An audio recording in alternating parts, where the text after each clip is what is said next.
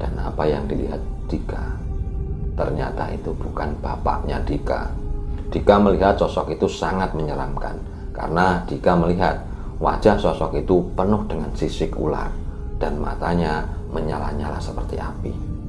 Tapi anehnya, saat Slamet mau mencabut benda itu, Slamet nggak kuat. Karena Slamet sudah mencoba berkali-kali, tapi Slamet sendiri juga nggak kuat. Slamet pun ngomong sama Dika, "Dik, aku nggak kuat, kok benda kecil ini berat sekali ya." Assalamualaikum warahmatullahi wabarakatuh. Balik lagi teman-teman ke channel Jagating Lelembut. Apa kabar kalian semua? Semoga kalian semua yang menonton video ini, setia di channel ini, selalu ditambah rezekinya oleh Allah Subhanahu wa Ta'ala sebanyak mungkin, dimudahkan segala urusannya, urusan mencari nafkah, urusan untuk mencari rezeki, urusan yang masih jomblo ingin mencari jodoh, semoga dimudahkan oleh Allah Subhanahu wa Ta'ala. Dan semoga kita semua dijauhkan dari segala mara bahaya, segala musibah yang akan datang ke diri kita semua. Amin. Oke, pada kesempatan malam ini saya ingin menceritakan kisah horor dari sahabat Jagating Lelembut. Sebut saja namanya Mas Dika. Mas Dika ini berasal dari kota P di salah satu kota di Jawa Tengah. Seperti apa kisah horornya?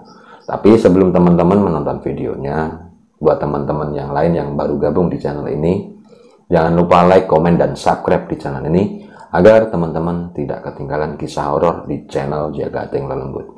Dan buat teman-teman yang lain, jika ingin berbagi kisah horornya seperti Mas Dika, teman-teman juga bisa mengirim pesan ke email saya yang berada di sini. Nanti saya akan menceritakan kisah horor teman-teman di channel Jagating Lelembut. Oke, seperti apa kisah horornya dari Mas Dika? Mari kita mulai kisahnya. Jagating Lelembut, awet.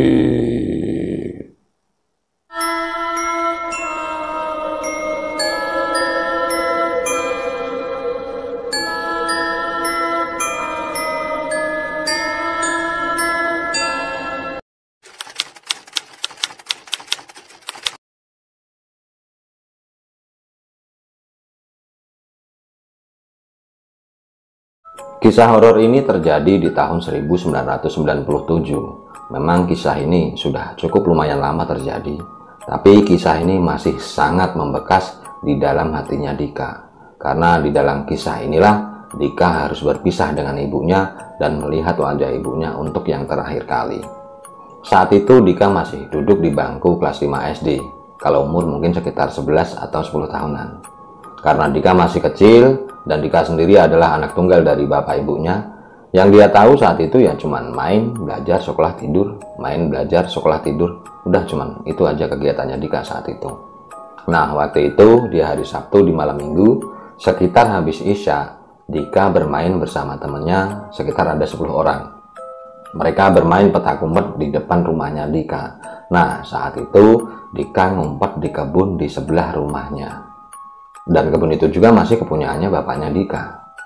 Nah, Dika ngumpet di bawah pohon asem yang nggak terlalu besar, tapi Dika ini ngumpetnya sambil tengkurap. Karena nanti kalau Dika ngumpetnya sambil dodok atau jongkok, pasti masih kelihatan atau ketahuan sama temennya. Tapi nggak lama Dika ini ngumpet, tiba-tiba Dika mendengar ada suara sosok lelaki yang memanggil namanya. Dan suara itu berasal dari belakang rumahnya Dika. Dika pun menoleh dan melihat ke arah suara itu. Dan Dika melihat ada satu sosok lelaki yang berdiri di belakang rumahnya. Tapi dia tidak terlalu jelas melihat sosok itu, karena keadaannya gelap dan di belakang rumahnya Dika sendiri masih penuh dengan, masih lebat dengan pohon bambu. Karena Dika melihat sosok itu seorang lelaki, Dika hanya berpikir kalau mungkin itu bapaknya yang selesai buang hajat di belakang rumah. Karena Dika sendiri belum punya WC di dalam rumah. Karena orang dulu kalau rumahnya jauh dari sungai, mereka ya membuat kakus atau WC di belakang rumah. Nah, saat itu Dika hanya berpikir kalau itu adalah bapaknya. Karena Dika berpikir kalau itu bapaknya, Dika pun nggak menghiraukan panggilan sosok itu. Dika masih fokus dengan permainan bersama teman-temannya. Tapi nggak lama kemudian sosok itu memanggil lagi namanya. Dika, Dika, Dika, Dika. Karena Dika sebel, mangkel, lagi main kok diganggu, Dika pun mengendap-endap berjalan dan mendekati sosok itu. Tapi setelah dekat, Dika melihat sosok itu memang membelakangi tubuhnya Dika. Karena Dika menganggap kalau itu bapaknya, Dika pun ngomong, "Pak, bu jangan ganggu toh, jangan panggil-panggil. Aku ini lagi main. Nanti kalau dipanggil-panggil aku malah ketahuan. Ya wis yo Pak, aku tak terus main lagi. Jangan dipanggil-panggil."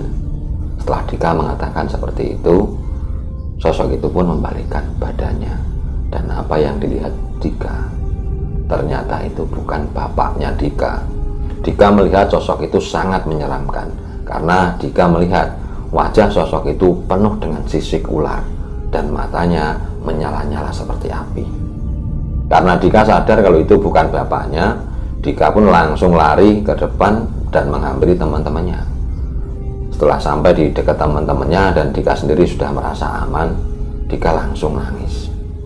Nah, teman-temannya ini bingung, loh kenapa kok Dika tiba-tiba dari belakang langsung nangis? Teman-temannya Dika ini tanya, tapi Dika belum bisa jawab karena Dika masih shock melihat wajah sosok itu. Karena bapaknya Dika mendengar kalau ada anak-anak yang bermain di depan rumahnya terus nangis, bapaknya Dika pun keluar. Dan bapaknya Dika ini saat sampai di pintu, bapaknya Dika ini ngomong, "Wong main kok sampai nangis? Main itu jangan sampai nangis. Main itu ya bercanda yang baik. Main kok sampai nangis?" Karena Dika mendengar suara bapaknya yang keluar dari rumah, Dika pun langsung menghampiri dan mendekap tubuh bapaknya. Dika sambil nangis mengatakan, "Pak, aku di belakang rumah ditakutin setan. Wajahnya serem." Karena bapaknya Dika sendiri juga jengkel, kok Dika ini gembeng atau nangisan. Bapaknya Dika pun ngomong, "Makanya kalau ngumpet itu jangan di belakang rumah. Ngumpet kok sampai di belakang rumah. Nanti kalau ada ular gimana? Kalau dipatok kaki kamu gimana? Apa kan sekarang dilihatin setan. Udah yo, sekarang mainnya udah." Dan bapaknya Dika ini memang menyuruh teman-temannya Dika untuk pulang dan tidur. Memang bapaknya Dika menyuruh permainan itu disudahi saja. Setelah itu Dika pun masuk ke dalam rumah dan Dika menemui ibunya. Saat itu ibunya sudah tidur di depan TV hitam putih. Zaman dulu masih TV-nya Dika ini masih hitam putih. Tapi ibunya Dika ini bukan yang nonton TV, tapi TV-nya yang nonton ibunya Dika. Karena saat itu ibunya Dika sudah tidur. Memang ibunya Dika ini sering tidur sore, mungkin karena kecapean. Karena ibunya Dika dan bapaknya Dika seorang petani, jadi kalau pagi-pagi habis subuh memang mereka harus ke sawah untuk menggarap sawahnya sampai siang. Selesai sholat zuhur, bapaknya Dika harus keluar rumah lagi. Mereka harus ngarit atau ngambilin rumput untuk pakan sapinya. Jadi kalau malam ibunya Dika memang sering tidur sore. Karena Dika melihat ibunya yang sudah tidur dan terlihat sangat nyenyak sekali, Dika pun gak tega membangunkan ibunya. Walaupun Dika masih ketakutan karena masih ingat dengan wajah sosok yang tadi di belakang rumahnya, tapi Dika ini gak tega membangunkan ibunya. Dan Dika juga ikut tiduran di sebelah ibunya. Tapi Dika nggak langsung tidur, Dika masih nonton TV di dekat ibunya. Tapi nggak lama juga Dika juga ikut tidur. Nah, pas Dika ini tidur, Dika bermimpi. Dia bermimpi seperti duduk di tepi sungai, tapi sungainya itu seperti di tengah hutan. Nah, saat itu Dika sangat ketakutan karena Dika melihat dia seperti dikelilingi ular yang sangat banyak sekali. Sampai-sampai Dika nggak bisa lari. Karena Dika ketakutan dan Dika sendiri memang masih anak kecil. Yang bisa Dika lakukan ya cuma nangis. Nah, nggak lama kemudian tiba-tiba Dika melihat ada sosok lelaki. Dia mengenakan caping atau topi yang terbuat dari bambu. Terus bajunya hitam, celananya juga hitam. Sosok itu berjalan menuju ke arah Dika. Tapi Dika ini juga nggak kenal dengan sosok itu. Terus sosok itu berjalan seperti membuat jalan. Jadi sosok itu buangin ular, diambil, dibuang, diambil, dibuang, disingkreh kayak gitu, dibiak gitu.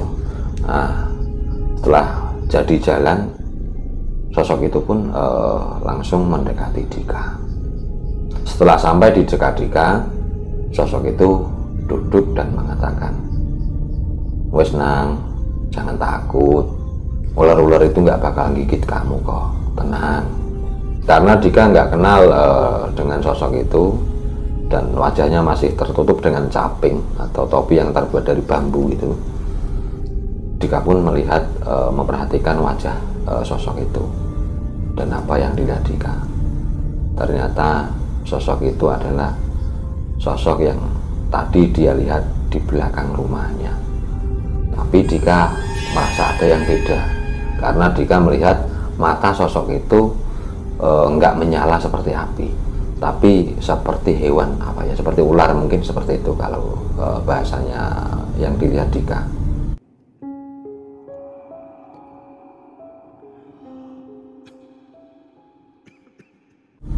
Karena Dika sadar kalau itu adalah sosok hantu yang berada di belakang rumahnya, Dika pun semakin ketakutan, karena Dika masih melihat wajah sosok itu masih penuh dengan sisik ular.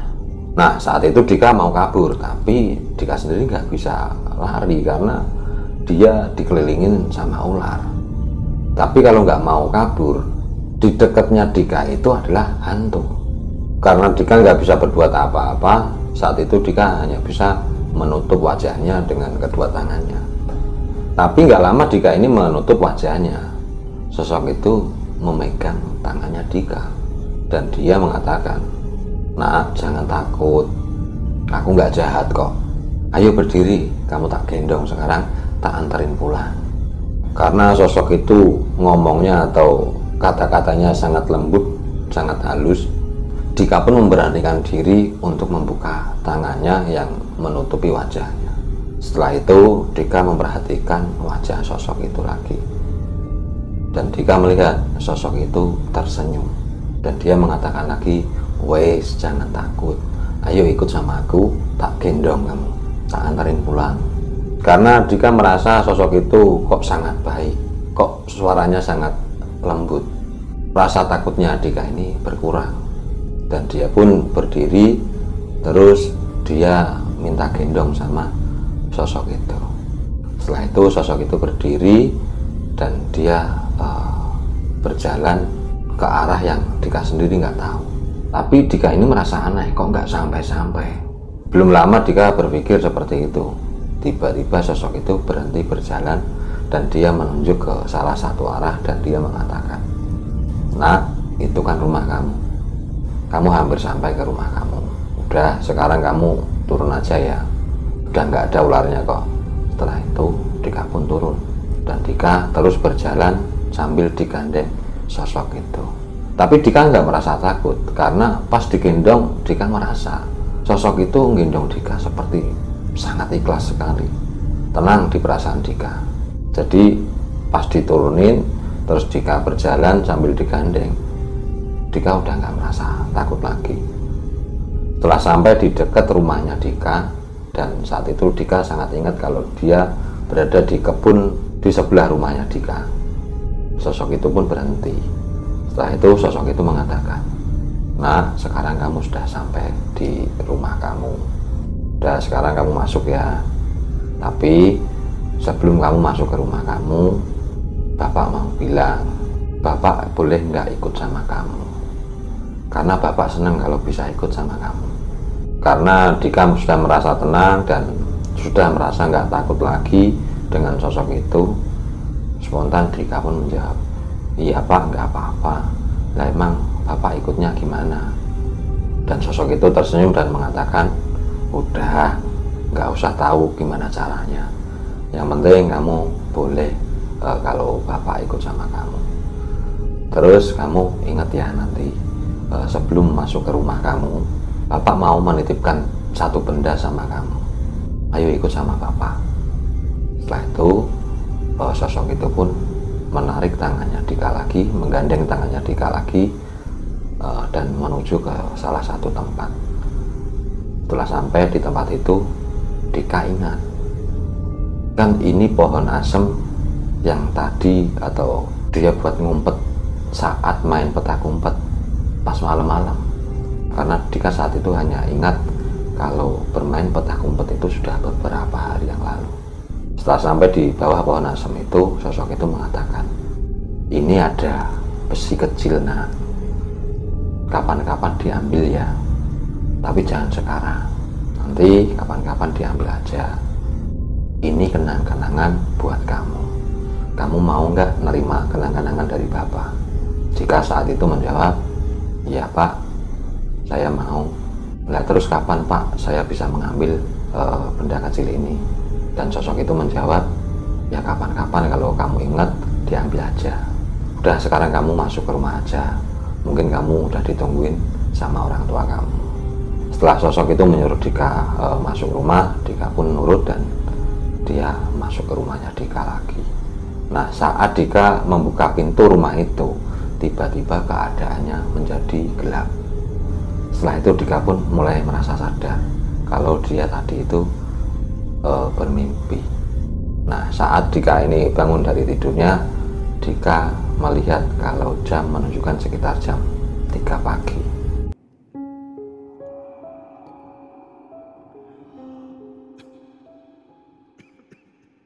Karena Dika sadar kalau itu masih gelap dan masih malam, Dika pun meneruskan tidurnya. Dan Dika bisa tidur nyenyak sampai pagi tanpa mimpi bertemu sosok itu lagi. Nah, saat pagi hari pas Dika ini bangun, Dika menoleh ke sebelahnya dan Dika melihat kalau ibunya sudah nggak ada. Dika sudah terbiasa kalau setiap dia bangun udah nggak ada ibu bapaknya, itu sudah biasa. Dika sudah tahu kalau ibu bapaknya kalau nggak ada pasti sudah ke sawah. Setelah Dika bangun, Dika pun langsung ngambil sarapan.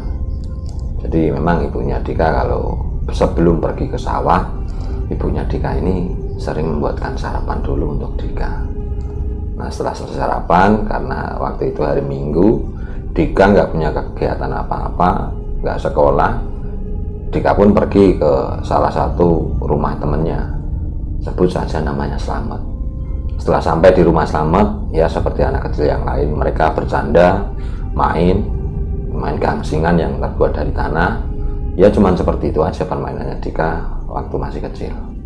Nah, sampai sekitar agak siang, sekitar jam 10 siang, Dika ini ingat kalau tadi malam dia bermimpi bertemu dengan sosok hantu yang berada di belakang rumahnya. Dika pun cerita sama Slamet kalau dia tadi malam bermimpi ditemui sosok hantu di belakang rumahnya. Dika juga memberitahu Slamet kalau sosok itu memberi kenang-kenangan satu benda kecil untuk Dika. Mendengar cerita dari Dika kalau Dika diberi kenang-kenangan sosok itu, Slamet ini sudah ngedong atau sudah tahu itu mesti jimat. Slamet pun gak sabar pengen melihat benda itu. Akhirnya Slamet mengajak Dika ke tempat dia diberi kenang-kenangan itu. Dika pun mau dan mereka berdua akhirnya pergi ke bawah pohon asem itu. Saat sampai di bawah pohon asem itu, mereka berdua tidak melihat benda itu. Dan Slamet saat itu bilang, "Lu mana, Dik? Nggak ada apa-apa. Kamu bohong paling." Dan Dika menjawab, "Enggak lah. Aku tadi malam benar-benar ingat kok benda itu di sini. Tapi kok nggak ada yo." Karena mereka berdua tidak menemukan benda itu, akhirnya mereka berdua balik lagi ke rumahnya Slamet. Saat sampai siang hari dan Dika merasa kalau perutnya sudah lapar lagi, Dika pun pamit pulang sama Slamet.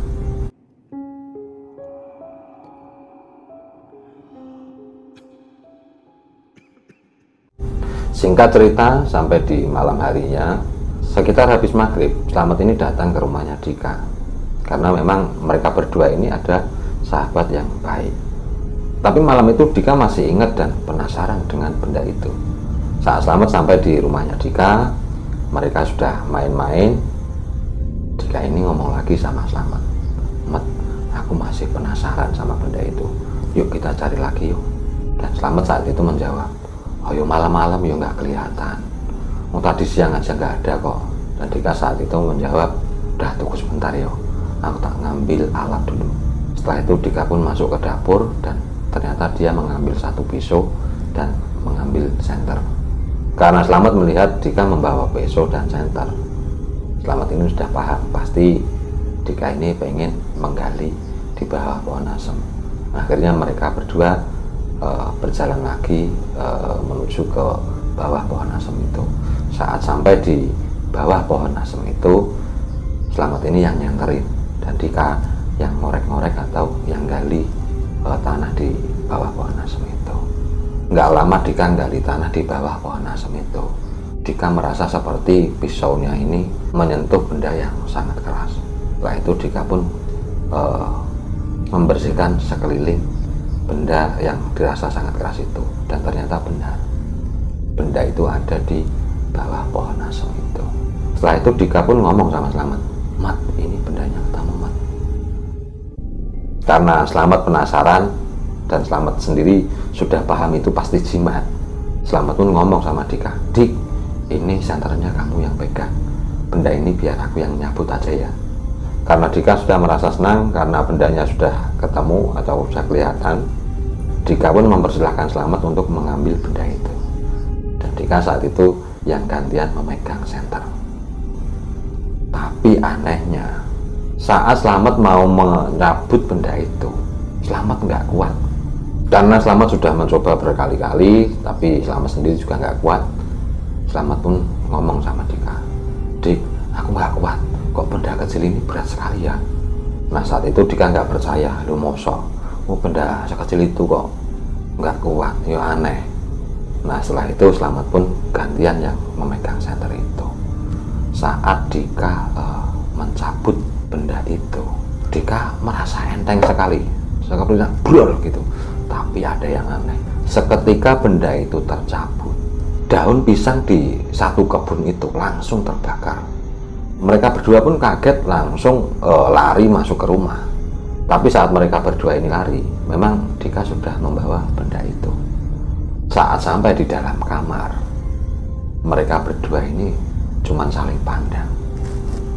Yang Slamet ini merasa bingung, kok benda sekecil itu Slamet mau ngangkat nggak kuat.